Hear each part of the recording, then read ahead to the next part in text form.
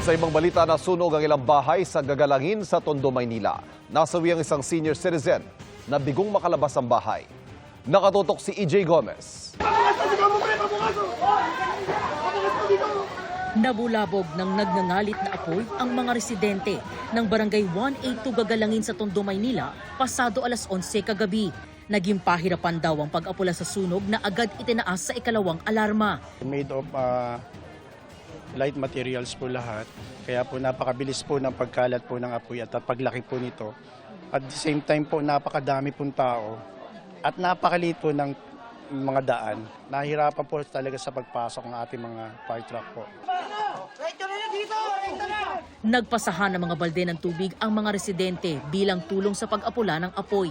Kanya-kanyang takbo ang marami sa paglikas mula sa sunog. Ang iba, bitbit pa ang kanilang mga alagang hayop. Wala na, hindi ka na makaka-forma dahil sa lakas ng usok, saka kwan. Natakot ako baka masuffocate kami.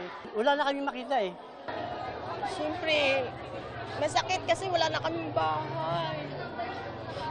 Okay lang yung basta naligtas lang ang buhay namin, lahat ng taong nakatira sa amin.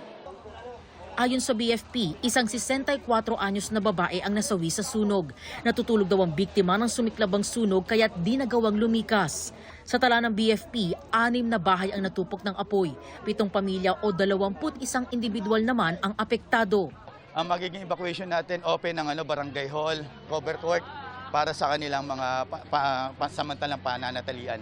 Tinatayang higit 800,000 piso raw ang halaga ng natupok ng apoy ayon sa BFP. Inaalam pa ang sanhi ng sunog na tuluyang naapula mag-aalauna-30 ng madaling araw. Para sa GMA Integrated News, EJ Gomez, nakatutok 24 oras.